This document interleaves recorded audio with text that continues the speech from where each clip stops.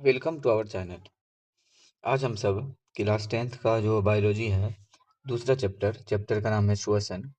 इसका हम सब दीर्घ उत्तरीय प्रश्न को कंप्लीट करेंगे। लघु उत्तरीय प्रश्न तक कंप्लीट कर चुके हैं और सभी वीडियो का जो लिंक है वो डिस्क्रिप्शन में है, आप वहां से देख सकते हैं। तो चलिए हम सब दीर्घ उत्तरीय प्रश्न स्टार्ट करते हैं। तो पहला क्वेश्चन है, अवायवीय और वायवीय श्वसन के विभेदों को स्पष्ट करें। तो आंसर है कि अवायवीय और वायवीय श्वसन में निम्नलिखित अंतर है।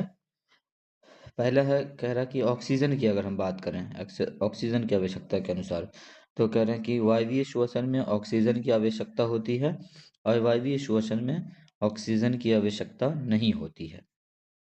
ऊर्जा की मात्रा के आधार पर बात करें तो कह रहे हैं कि वायवीय श्वसन में अधिक ऊर्जा उत्पन्न होती है और वायवीय श्वसन में कम ऊर्जा उत्पन्न होती है। उत्पाद, कह रहा है कि वायवीय श्वसन में कार्बन डाइऑक्साइड और पानी बनते हैं और वायवीय श्वसन में एथाइल अल्कोहल या लैक्टिक अम्ल बनता है। और लास्ट अंतर है स्थान के आधार पे, कह रहे हैं कि वायवीय श्वसन कोशिका के माइटोकॉन्ड्रिया में होता है और वायवीय श्वसन कोशिका के साइटोप्लाज्म में होता है। इसको आप चाहें तो अंतर के अनुसार भी लिख सकते हैं, बीच से लाइन खींच करके, एक तरफ वायवीय श्वसन और एक तरफ अवायवीय श्वसन। और ये जो भी दोनों दो दो पॉइंट करके बताया गया है, इन सभी पॉइंट को लिख सकते हैं इस तरीके से भी। 2 नंबर क्वेश्चन है, पाइरूवेट के विखंडन के विभिन्न पथों के बारे में लिखें। तो दिया है कि ग्लूकोज के टूटने से पाइरूवेट बनता है। पाइरूवेट 3 प्रकार से विखंडित हो सकता है। ऑक्सीजन की उपस्थिति में पाइरूवेट का विखंडन माइटोकॉन्ड्रिया में होता है और कार्बन डाइऑक्साइड, पानी तथा अधिक ऊर्जा उत्पन्न होती है।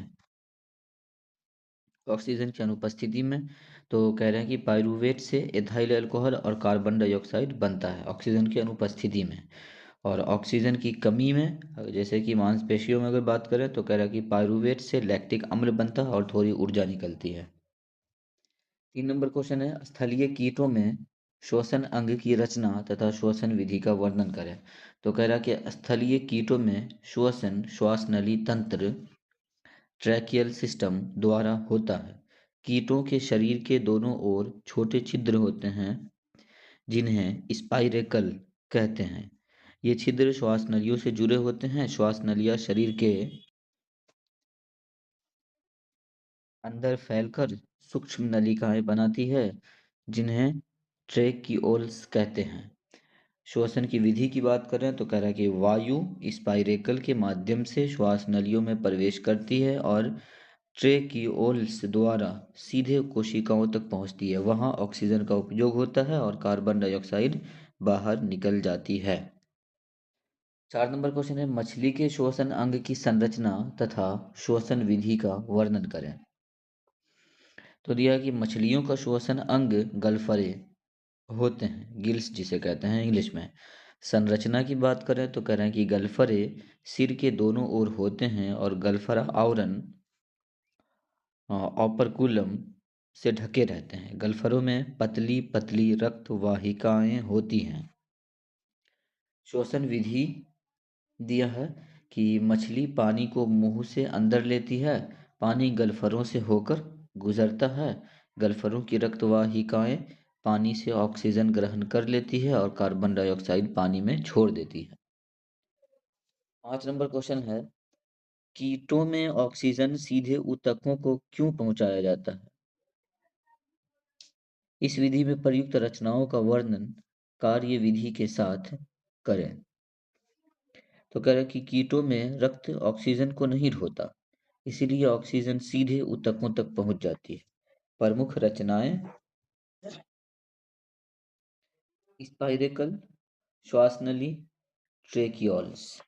कार्यविधि, वायु स्पाइरेकल से शरीर में प्रवेश करती है और श्वास नलियों से होकर ट्रेकियोल्स तक पहुंचती है। ट्रेकियोल्स सीधे कोशिकाओं से जुड़े होते हैं जिससे ऑक्सीजन सीधे ऊतकों तक पहुंच जाती है और कार्बन डाइऑक्साइड बाहर निकल जाती है। 6 नंबर क्वेश्चन है, मनुष्य के श्वसन अंगों की रचना का वर्णन करें। तो कह रहे हैं कि मनुष्य के मुख्य श्वसन अंग निम्नलिखित है। पहला, नाक वायु को छानती और गर्म करती है। दूसरा, ग्रसनी, नाक से आने वाली वायु को श्वास नली तक पहुंचाती है। तीसरा कंठ नली, इसे स्वर यंत्र भी कहते हैं। चौथा श्वास नली, वायु को फेफड़ों तक ले जाती है। और पांचवा फेफड़े, यहाँ गैसों का आदान प्रदान होता है। फेफड़ों में छोटे छोटे वायु कोश होते हैं जहाँ ऑक्सीजन रक्त में मिलती है और कार्बन डाइऑक्साइड बाहर निकलती है। 7 नंबर क्वेश्चन है, मनुष्य में श्वसन क्रिया का वर्णन करें। तो आंसर है, मनुष्य में श्वसन क्रिया दो भागों में होती है। पहला श्वास लेना, सांस लेना, इनहेलेशन। कह रहा है कि जब हम सांस लेते हैं तो डायफ्राम नीचे की ओर जाता है और छाती फैलती है, इससे वायु फेफड़ों में प्रवेश करती है। दूसरा है श्वास छोड़ना, एक्सहेलेशन। जब हम सांस छोड़ते हैं तो डायफ्राम ऊपर की ओर उठता है और छाती सिकुड़ती है, इससे कार्बन डाइऑक्साइड बाहर निकल जाती है। 8 नंबर क्वेश्चन है, श्वसन और श्वासोच्छ्वास के बीच क्या विभेद है। तो विभेद जो है लिखा हुआ इधर श्वसन और इधर श्वासोच्छ्वास। पहला अंतर है कि यह कोशिकाओं में होने वाली रासायनिक क्रिया है और इधर यह सांस लेने और छोड़ने की प्रक्रिया है। दूसरा अंतर है, इसमें भोजन का ऑक्सीकरण होकर ऊर्जा बनती है और कह रहे हैं इसमें केवल वायु का अंदर बाहर, यहाँ पे होगा बाहर, जाना होता है। यह कोशिकाओं के अंदर होता है या फेफड़ों में होता है।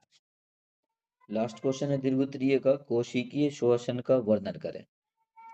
तो आंसर है, कोशिकाओं के अंदर भोजन के ऑक्सीकरण से ऊर्जा उत्पन्न होने की प्रक्रिया को कोशिकीय श्वसन कहते हैं। इस प्रक्रिया में ग्लूकोज ऑक्सीकरण की सहायता से टूटकर कार्बन डाइऑक्साइड, पानी और ऊर्जा बनता है। यह प्रक्रिया मुख्य रूप से माइटोकॉन्ड्रिया में होती है और जीवों को जीवित रहने के लिए आवश्यक ऊर्जा प्रदान करती है। तो इस तरीके से हम सब दीर्घोत्तरीय प्रश्न कंप्लीट कर चुके हैं।